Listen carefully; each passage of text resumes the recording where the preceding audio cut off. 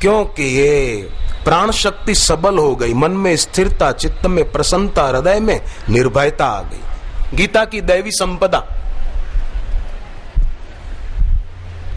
जो सदग्रस्त को मोक्ष दिलाने वाली,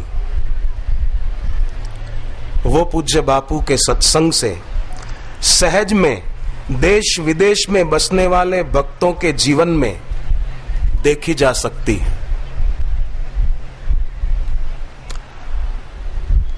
तुलसीदास जी ने कहा, संत संग अपवर्ग कर, कामी भव कर पंथ।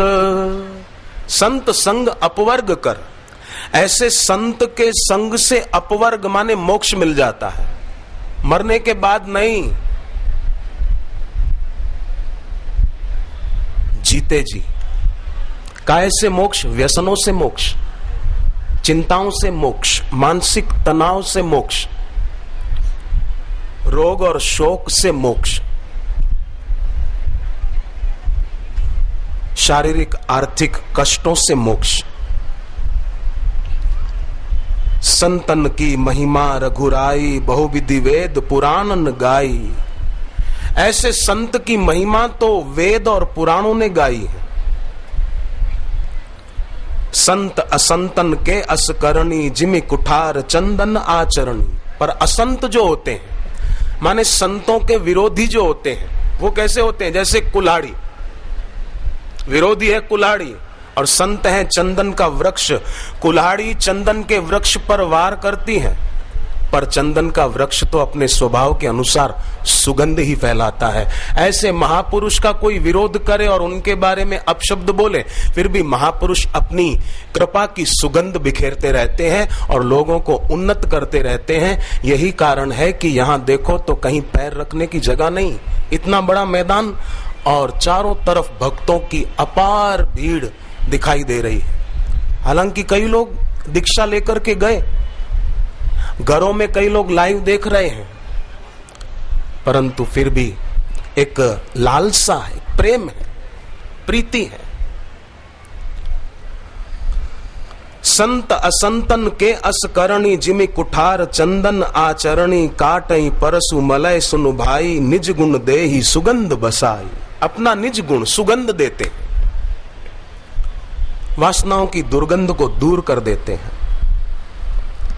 विषय अलंपट, लंपट नहीं है, अलंपट। और उनका सुमिरन जो करे, देश विदेश में बसने वाले भक्त बताते हैं कि गुरुदेव की तस्वीर जहां पूजा की जगह पर रखी होती है, वहां हम सुबह उनको एकटक निहारते हैं तो हमारे अंदर भी गुरुदेव के दैवी गुण, प्रसन्नता, समता, ये सब आने लगते हैं।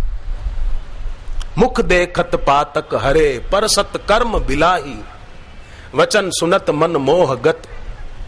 वचन सुनते हैं तो मोह चला जाता है, उनका मुख देखते हैं तो पातक हरे, परसत कर्म बिलाही। गुरु गीता का एक श्लोक है, आपको याद आ जाएगा जो पढ़ते हैं। गुरोर उच्छिष्ट भोजनम। शिव जी कहते हैं कि गुरु के भोजन में से बचा हुआ भोजन आप खाओ।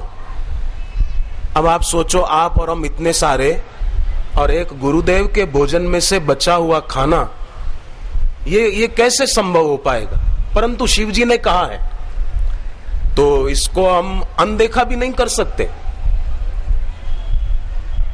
बड़ा सुंदर संकेत है भगवान शिव जी का इन वचनों में। गुरु और उच्छिष्ट भोज, गुरुदेव के मुख में से जो वचन निकलते हैं, गुरुदेव की अमृत वाणी जो है, उसका पान करना अपने कानों के द्वारा, अपने हृदय को लगा दे कान के पीछे। सिकंदर का नाम आपने सुना है। सुकरात के शिष्य अरस्तु, अरस्तु का शिष्य सिकंदर। आदमी बाहर से तो लगता था कि सत्संग में जाता है, सुकरात कितने महान, अरस्तु महान, अरस्तु के पास जाने वाला ये सिकंदर। अंत समय आया तो वो रोने लगा, हकीम और वैद्यों से कहने लगा, मुझे 24 घंटों के लिए जीवित रखो, मैं मेरा पूरा राज्य आपको दे दूंगा। हकीमों ने कहा कि 24 घंटे तो क्या सिकंदर, अब 1 घंटा भी आपको जीवित रख पाना मुश्किल नहीं, असंभव है। तब सिकंदर की आंख में आंसू आ गए।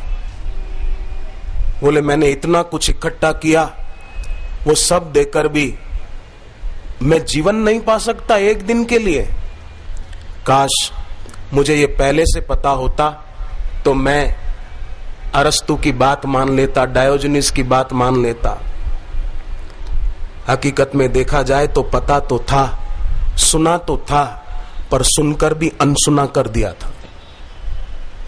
ऐसे कई लोग होते हैं जो महापुरुष के वचनों को सुनकर अनसुना कर देते हैं, उनको देखते हुए भी अनदेखा कर देते हैं। क्यों? ऐसा क्यों करते हैं कि खलन हृदय अति ताप विशेषी जरहि सदा पर संपत्ति देखी। उनके हृदय में ताप होता है कि इन संत का इतना यश कैसे हो गया, इनको इतने लाखों करोड़ों लोग कैसे मानते हैं, करोड़ों लोग इनकी वाणी क्यों सुनते हैं, क्यों चाहते हैं। खलन हृदय अति ताप विशेषी जहां कहूं निंदा सुनहु पराई, हर्षहि मनहु परिनिधि पाई। निंदा करने में, सुनने में मानो खजाना पा लिया ऐसा उनको लगता है, परंतु बड़ा घाटे का काम ऐसे लोगों के द्वारा होता है।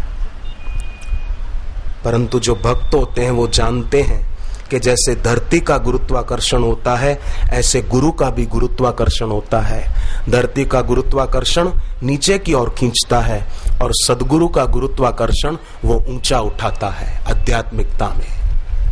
ये गुरु का गुरुत्वाकर्षण है कि बाहर से इतनी गर्मी लगते हुए भी हम भीतर एक शीतलता का, ईश्वरीय शांति का हम एहसास कर रहे हैं, अनुभव कर रहे हैं।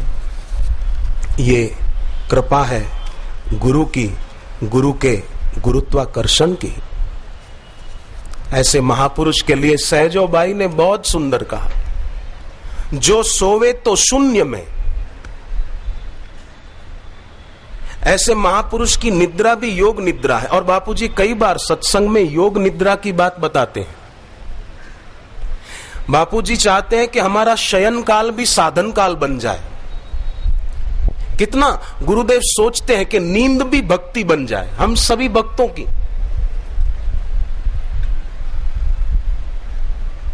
ऐसे महापुरुष, सहजोबाई कहती है, जो सोवे तो शून्य में, जो जागे हरि नाम, उनका जागरण हरिमय है। भागवत में आता है भगवान कृष्ण गोपियों को कैसे देखते थे, बोले जैसे कोई आईना देखता हो, आईने में दूसरा थोड़ी दिखेगा। ऐसे ही सदगुरु को वासुदेव सर्वम, अपना आपा दिखता है। इसलिए इतना विराट जन समूह, ये भगवान का मानो विराट रूप है, उमड़ पड़ते हैं जहां भी गुरुदेव जाते, चाहे फिर मेरठ में जाएं, हरिद्वार जाएं, मुंबई में जाएं, कहीं भी। अमेरिका के लोग कई भारत नहीं आ पाते तो वहां के साधक अलग अलग शहरों में हैं, कई जगहों पर, तो मिलकर ऐसी व्यवस्था करते हैं कि वीडियो फोन के द्वारा बापूजी से दीक्षा मिल जाए। ऐसे कई लोग मुझे मिले। एक बहन शिकागो की बचपन